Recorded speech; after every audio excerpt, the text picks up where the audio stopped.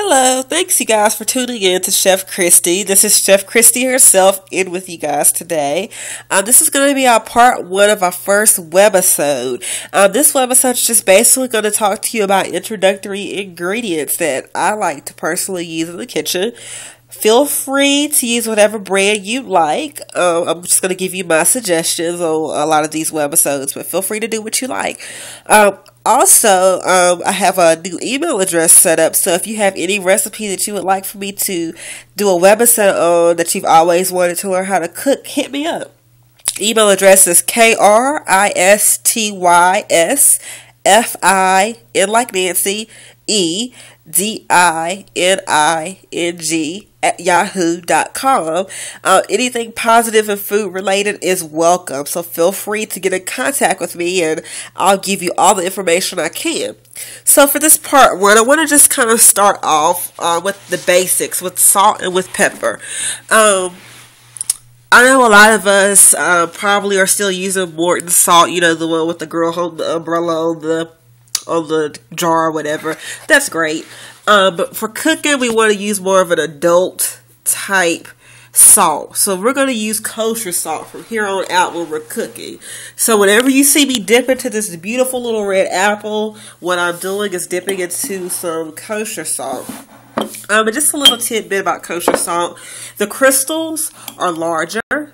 The taste is great. I'll use it a lot of times in even pie recipes. I don't know if you guys have noticed, but you don't only use this when you're making steak or spaghetti. You use salt a lot of times when you're baking, because salt is essential in whatever you cook, because salt brings out the taste, the flavors of the food that you're cooking.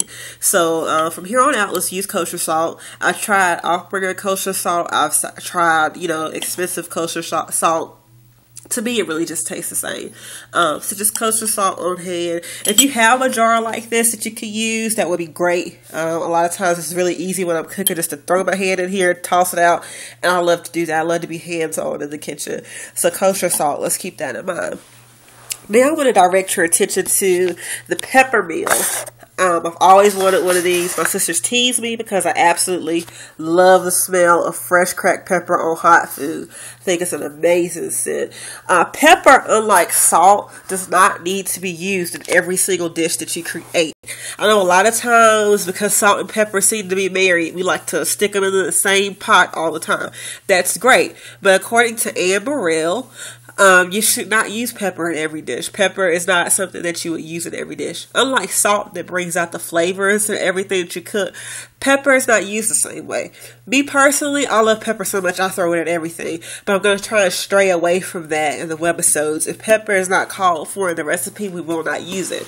Also, with that being said, there is more to life than just black pepper.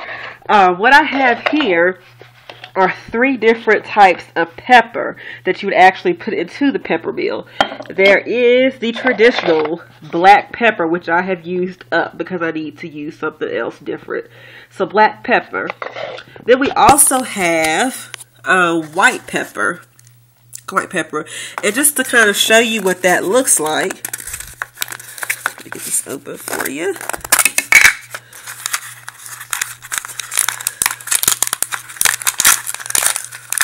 Okay.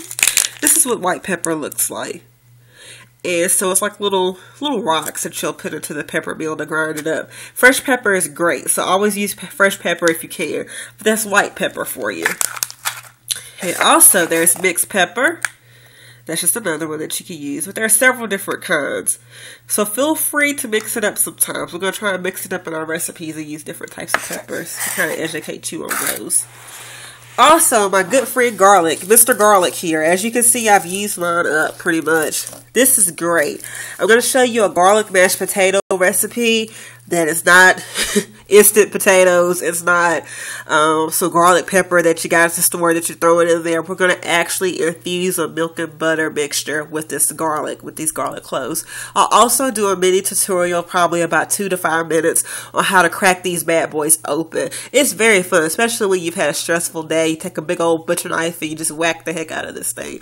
So we're going to do a tutorial on garlic as well. But also always keep this in your house. This is a great thing to have for tomato sauces, for when you're doing marinades. It's just great to have on hand. So our friend Mr. Garlic is going to be essential in just about a lot of things that you cook, okay? For baking, this good old baking powder here. I don't have a preference on baking powder. I just got this one, the Clabber Girl, whatever that is. Baking powder is good to have on hand. I baked sugar cookies the other night. You're going to need some baking powder. I don't have any here yet, but I would also get some yeast for when we get ready to make breads and things like that. Yes, I said make bread. It's very fun. We're going to make some bread here, okay? So baking powder is going to be essential for us.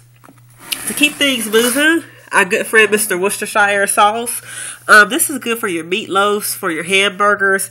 I love this. I think it smells great, but I'm going to keep some of this on hand because when we get ready to make meatloaf, when I get ready to show you jumbo burgers, we're going to throw Worcestershire sauce in it. A lot of times if we're making a sauce or something, we're going to throw Worcestershire sauce in it. So keep this one on hand. Again, this is just great value. Use whatever brand you like, but this is just an off brand because I don't really throw it in a lot of other things other than meatloaf and hamburgers, and then occasionally a marinade or a sauce. So Worcestershire is great to have on hand. Just like your hot sauce, have your Worcestershire. I'm not big on hot sauce. I will use it to make different things, but I'm more of a soy sauce type of girl. I have a Filipino flank steak that I'm going to be showing you guys how to make. Soy sauce is essential for this. I also like soy sauce on my rice, but that's up to you. I have this sauce right here, kikuman. I probably said that wrong, and I apologize if I did. If I pronounced things wrong, I apologize. I'm only human. But this is great. There also is a light sauce version of this. But this is very handy. The spout is open. I don't know if you can tell. You just pour it on out. This is the same thing. It's just a bigger bottle that I usually pour from. Soy sauce is going to be great for our flank steak marinade. Also, this handy dandy lemon guy.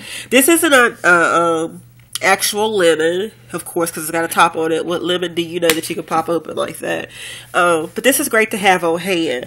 I do suggest always using the freshest ingredients possible. Fresh fruits and vegetables are always going to be best, and taste is going to be 10 times better.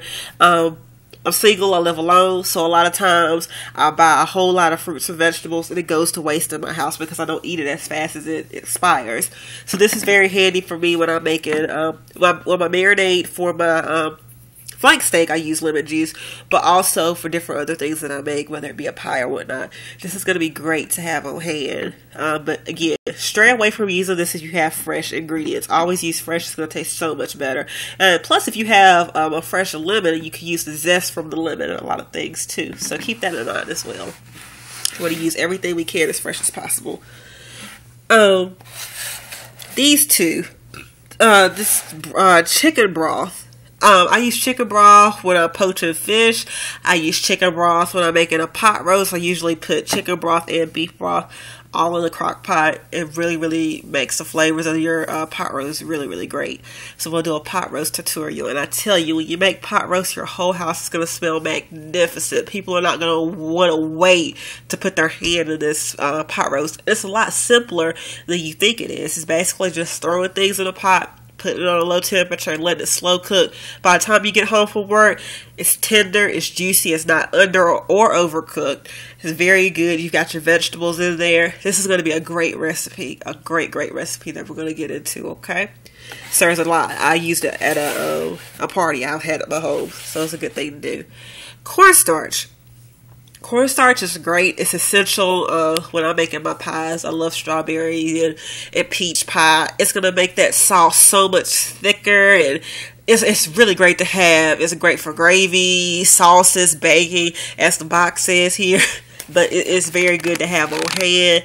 And it lasts you for a pretty good time. I've had this for a couple of months, and I make a pie quite often because I have a big pie issue. I just want to show you two fresh vegetable ingredients. I had to train myself to eat more fresh ingredients. I'm a victim of the canned vegetable. Okay, stray away from canned vegetables. the fresh vegetables are so much better for you, and they cook faster than you think. The first thing that I want to show you is the organic zucchini. I got this from Walmart. It's $1 and some change. It's in a fresh wrap. But this is great. I love the zucchini. I can't just eat one. I have to eat 2 at a time. But I'm going to show you a great zucchini side dish that you can make. It's very easy to do. I also use this in an Alfredo that we're going to go through. But yeah, try and keep some zucchini on hand. It doesn't have to be the organic kind that I use. It's just typically the only one that I can find. But yeah, use whatever zucchini you like, for whether it be organic or whatever. If you grow it, that's even better. Also, I love green beans. I love fresh green beans. I have a ton of canned green beans, and I have not used them for the simple fact that I have discovered fresh green beans, and they are so easy and quick to make. This is about $2 and some change. The only downside to fresh green beans is that they don't last as long as if they were in the can. But the good thing is, if you just these are washed and ready to go. And if you want just a quick side item for your dinner, this is great. You really just boil a pot of water. I throw some salt in it usually. And then throw your green beans in. They're done in about 5 minutes. You have a fresh side that took less than a few minutes to make. It takes about